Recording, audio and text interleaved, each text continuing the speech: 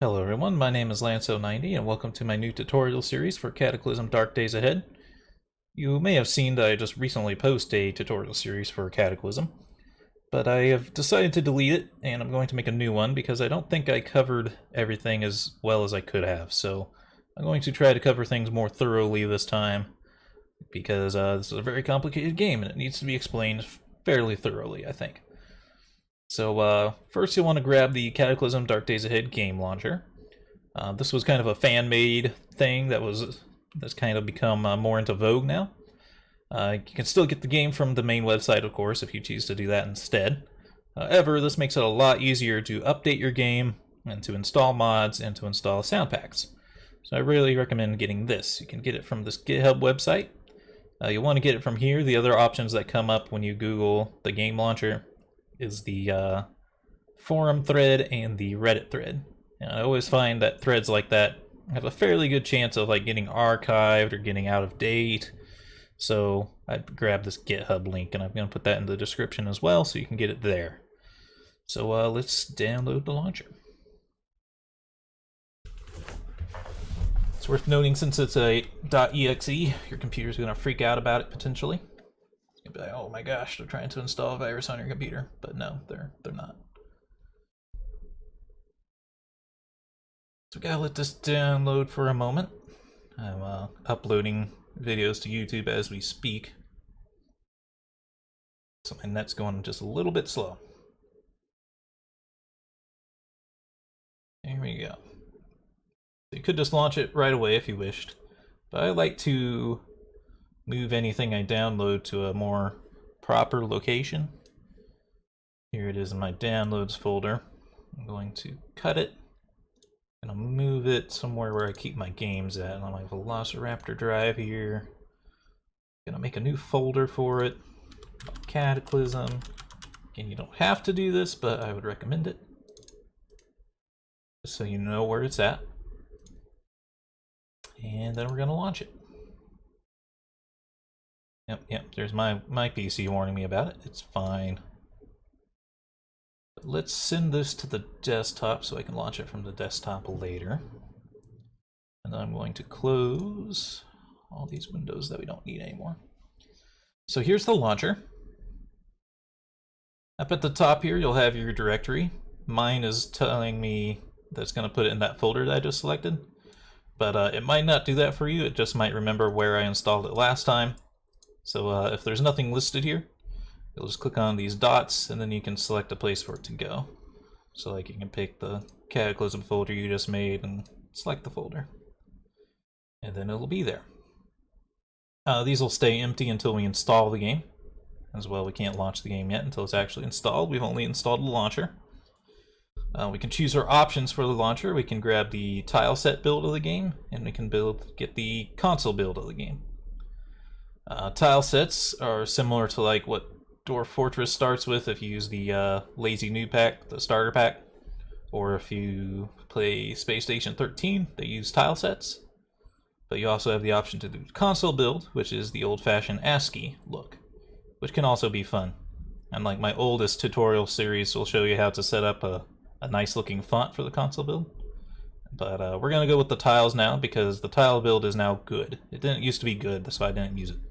It also used to just be like a fan thing. Now it's actually integrated into the game.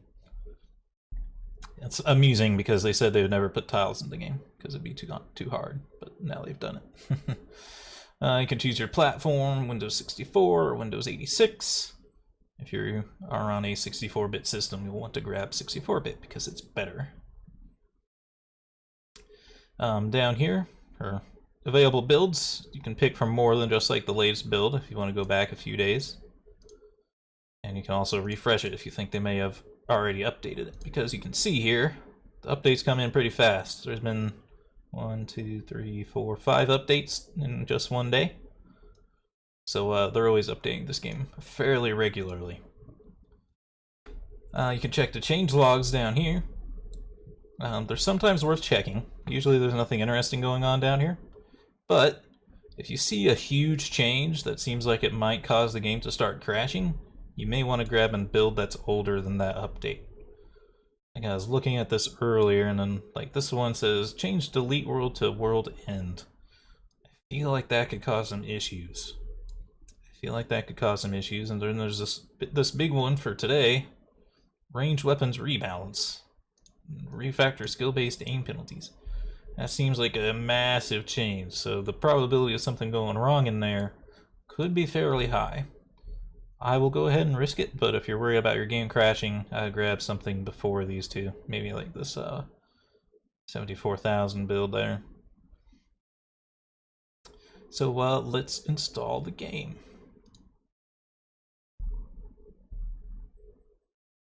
So take a moment for me because I'm uploading videos. Go.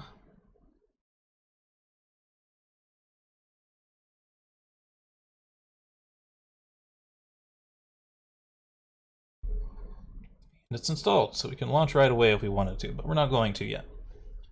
We don't need to mess with many of these other keys, but we'll go to mods. So the mods, they'll show you everything that's installed by default over here. Quite a few things. My mod is actually in here, animatronic monsters. I don't keep it up to date though, so I doubt it works anymore. And then there's the repository of other mods. We're not going to mess with most of them. I'm sure there's some fun ones in there. But we're going to grab Stats through Skills 4. So the way the base game works is at the start of the game you pick your stats and your skills. And then as you play the game you can level up your skills, but you can't level up your stats. There is a base game Stats through Skills mod. And what this does is it makes it so while you play you can level up your stats by leveling up your skills. The problem is it will disregard any changes you make to your stats on the main screen.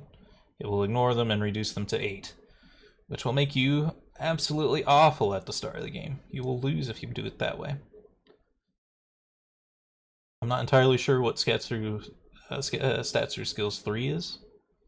I think it's just a worse version of Stats through 4 if I recall. But Stats through Skills 4 allows you to pick both your stats and skills at the start of the game and level up both during gameplay. So that's one we want because this game is incredibly difficult and you should take any kind of advantage you can get. There we go. Stats through Skills 4 is installed. Last thing we want is the sound pack. It says we have basic installed right now. There's actually no sound effects in basic. There's only one sound effect in the game, which is just the main menu button sounds. It's really bad. Chest hole used to be the default one, but now there's this Cataclysm Dark Days Ahead sound pack up at the top, which apparently is chest hole plus some of these other ones kind of like mixed together and like updated. So apparently this is the best one now, is the Cataclysm Dark Days Ahead sound pack. So we'll install that. And it may take a moment.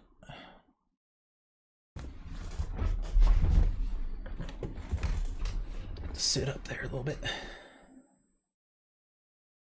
Alright, it is installed. Now we can go back and launch the game. So here it is. Geez, I got two launchers because I did this earlier and had a recording problem. There we go. So here's the Cataclysm Dark Days Ahead. And now you see the reason why I've been recording in display capture mode, other than just to show you the website. Cataclysm starts with this really tiny menu. I don't know why it doesn't start on full screen by default, but it doesn't. So we have to fix that. So we'll use our arrow key. Oop, I still have my cursor on the desktop. Click back in the window here. Have our arrow keys. There's the noise I was talking about. This is the only one that's on the basic sound pack. We will go to settings, options. Alright, so there's tons of options. There's going to be some that I'm just going to ignore because you probably don't want to mess with them or they aren't relevant. You can just set a default character name here if you just want to use the same game name every time. You can also, there's also randomized names and character generation, so if you can't think of one to put here, you can just wait till character generation, of course. Auto pickup, you're probably not going to want to mess with your first run. This will just make it so your character will automatically pick up things that fit certain parameters they sit here. Same with auto pulp and butcher. It means if you step over bodies and stuff, it will automatically butcher them for you. But I like to have control over that, so I'm not going to mess with that. You can always do it on your own manually. It's not that big of a deal. Dangerous pickups will make it so your character will not pick things up that will hurt him to carry. Specifically things that have to go over your weight limit. If you pick up things over your weight limit, your character starts going into pain because he's like straining to lift it. Here we have safe mode. Safe mode is a awesome little option that makes it so if something steps into your line of sight or into a certain distance, it will pause the game for you. This is great if you're like running for a long distance and you're kind of looking away, maybe looking at other screens or something, so you just hold down your arrow keys to move because you gotta manually press your key every time you want to move or hold it down. And that can keep you from running into enemies and getting killed. So I like to leave it on, but I do like to change the proximity distance to 20. If you leave it at 0 here, anything that's even remotely on the screen is going to freeze your game. You don't want it quite that bad. I liked about 20 because 20 is one square on the minimap. Or not technically the minimap, technically the main map. This is one square on the main map, which just seems to be about the range that you can kind of sneak away or run away from things. Any lower than that, you're probably going to have trouble. Any higher, you're probably making it pop too often. Real-time turn action. I don't know what this does. I probably wouldn't mess with this. I imagine this will just make the game harder because I think this will make it so that enemies can move when you're not moving, which you don't really want. The way the game makes turns pass is a little bit difficult to explain. I'll explain it later, but just know that turning this on will make things hard. Autosave. You can turn on an autosave feature if you want. I'm not going to mess with it. Circular distances. I like to turn this one on. So base game, because it is a tile-based game, you'll start with just like a block of vision, and everything's kind of calculated in squares. If you turn circular distances on, it's going to calculate all that in circles, which is much more realistic, you know, for like lighting and things. And it makes it so going into the corner directions takes twice as much as going in the adjacent directions. So this just makes things a lot more accurate and prevents like cheating by moving on diagonals and stuff. So I like to turn that on. The reason why this just isn't on by default is because, well, apparently because from what I've been told, is it used to be extremely intensive for your processor. But apparently they've fixed that. But I don't know why they haven't turned circular distances back on since then. But that's just a rumor. Maybe it is still just super intensive and I just don't notice because my computer is pretty beefy. Drop empty containers, I'd leave that off. I'd leave it on no, because you're going to want those, because you might want to put liquids and stuff in those containers. We'll leave auto notes on. It just makes it so when you find a place that has a up or down staircase and a few other things, I can't remember what the other things are, it'll mark it specially on the map so that you know, which can be useful. Death cam just shows you what happens when you die. I'll just leave it on ass so you can choose either way when we die. Hopefully we don't die. You probably will. And we can choose our sound pack. Like I said, basic doesn't do anything. So we're going to move it over to Cataclysm Dark Days Ahead sound pack. And I am going to kill the volume, because I always have to do this for any game I play. For let's playing purposes, you always got to crank the sound way down. But you may not have to if you're not let's playing. Interface. This will allow you to pick a bunch of language option type of things. So you can pick Fahrenheit and metric or imperial systems. I'll leave them all as they are. Fahrenheit, miles per hour, pounds.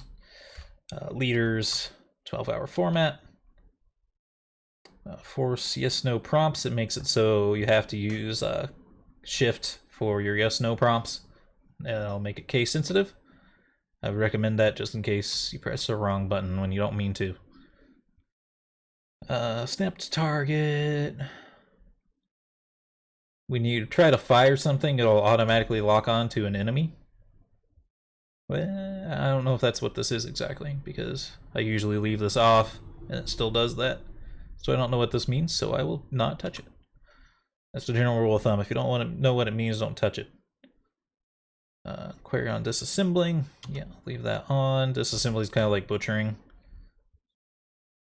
Because it takes time, you'll probably want to make sure it will make sure you have control over it. Query on key binding removal. You can change the key bindings, but this is just a reminder, a way to make sure you don't accidentally change something you don't mean to. So I'll leave that on. Close advanced inventory on move all. Slightly complicated to explain, so I'll just say leave it at false for now. Open default advanced inventory layout. I will say also leave that at false because I can't explain that easily. I'll explain it eventually, but not now. It's not important. Display actions and use item menu.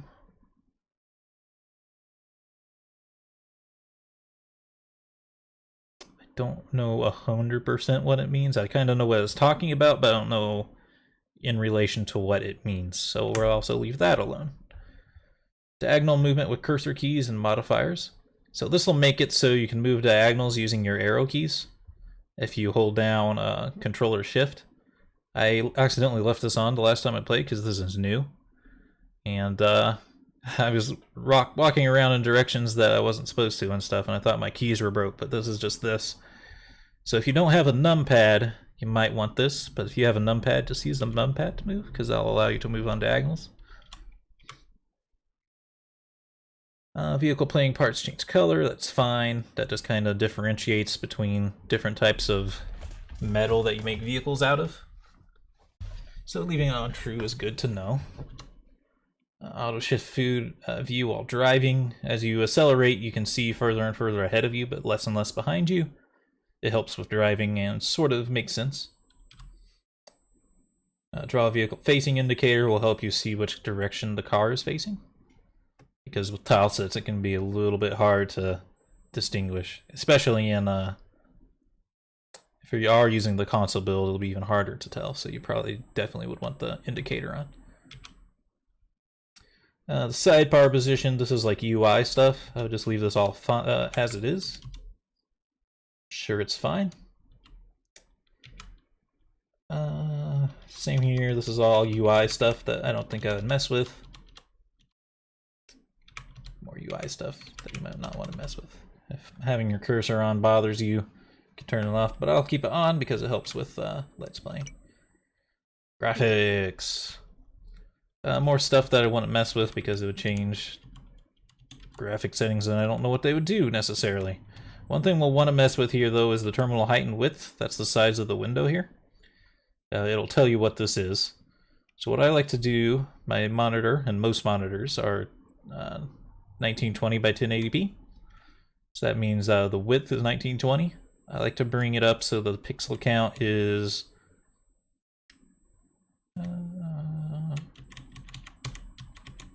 1904, just under the full 1920. That'll fill most of my screen up, but not quite all the way, because I think one more point over, it might clip over a little bit. So we're going to leave it on 1904.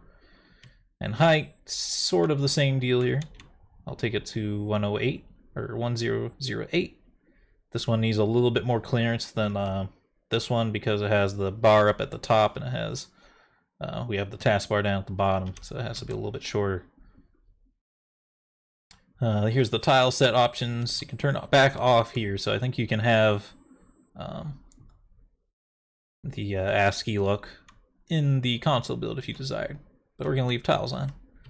And chest hole tiles is fine. These are a little bit more stylized kind of tiles. There's lots of options there. Pixel minimap is a newer thing that was added. I'm not going to mess with it. Displays, it's telling me which monitor it's going to display on.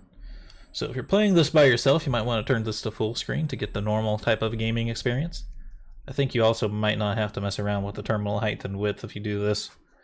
However, I'm Let's Playing, it's a little bit easier for the game to be windowed, so I like to leave full screen off for my case. And some other stuff I don't want to press because I don't know if it'll break the game or not.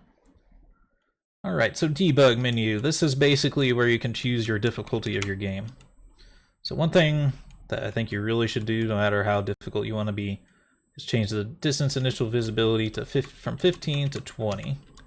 It's not that big of a change, and it opens up, makes it so you can see more of the map at the start of the game, which is good just to know if you need to restart the game in case it gave you a crap map.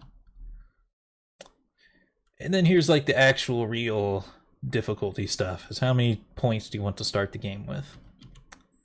I would recommend 20 points.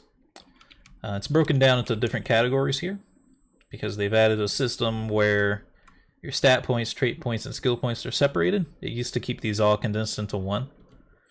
However, there's be options later that you can still use a single pool. It just pools them all together. So what I'm going to do is I'm going to bring this up to 20 points here. Here, I'll just do it that way, I guess.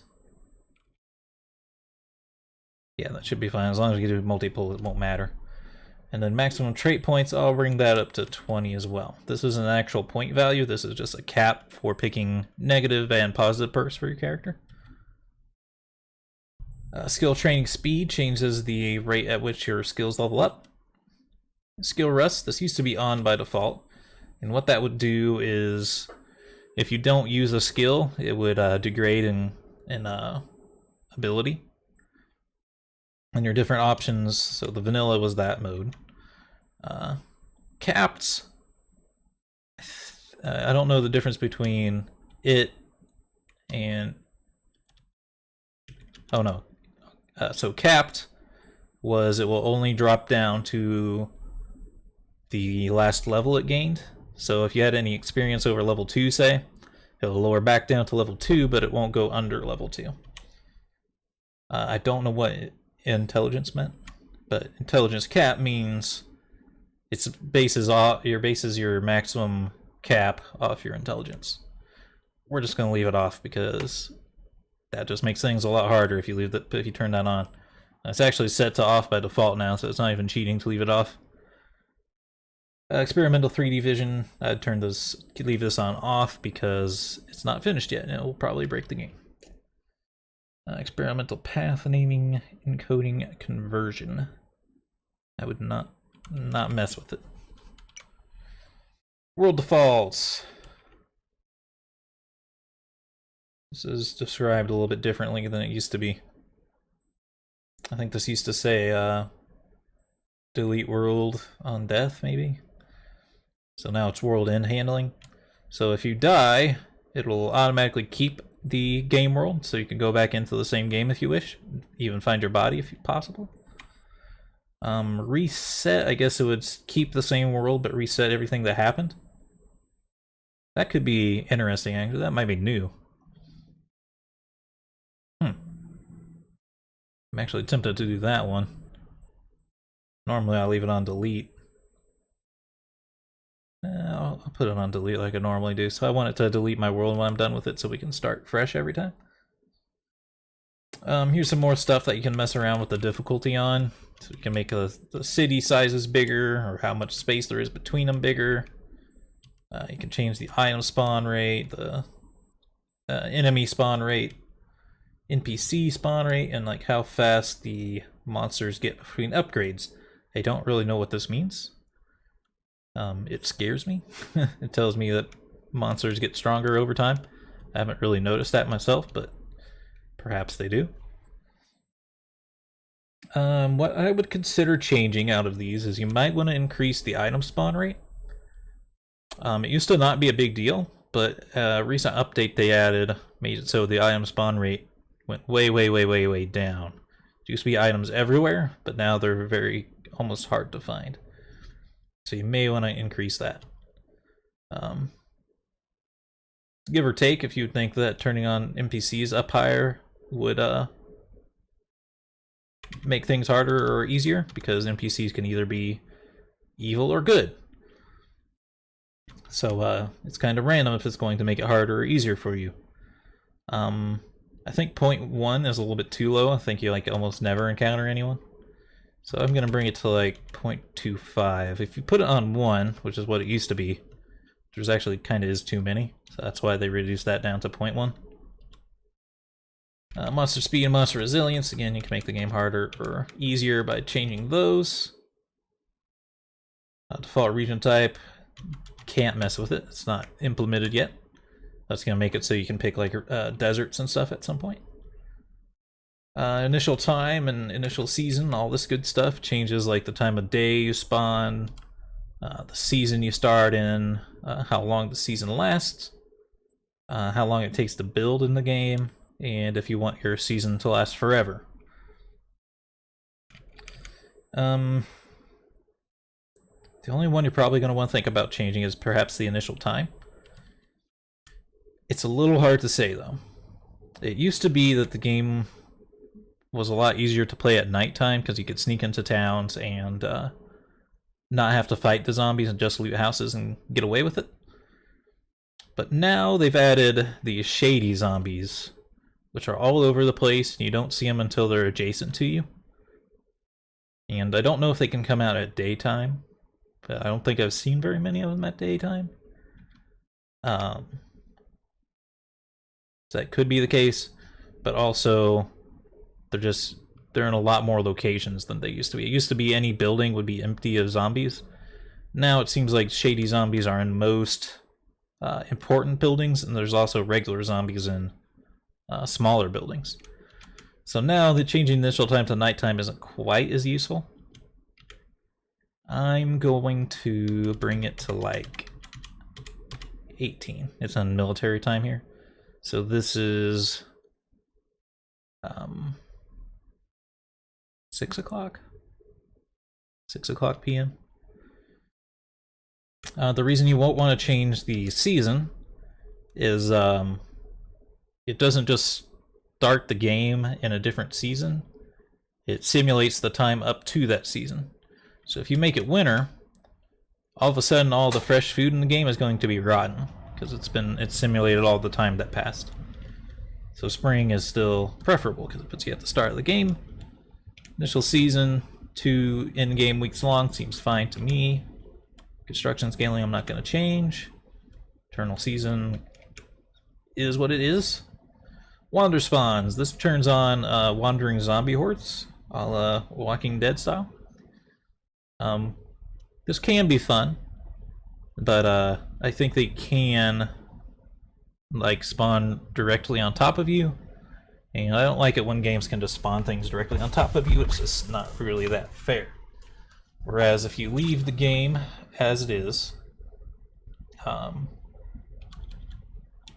I think it's the same change. They may have changed it a little bit more even. If you leave the game the way it is, if you kill a zombie, it's gone forever, as long as you also kill the corpse so it doesn't revive itself.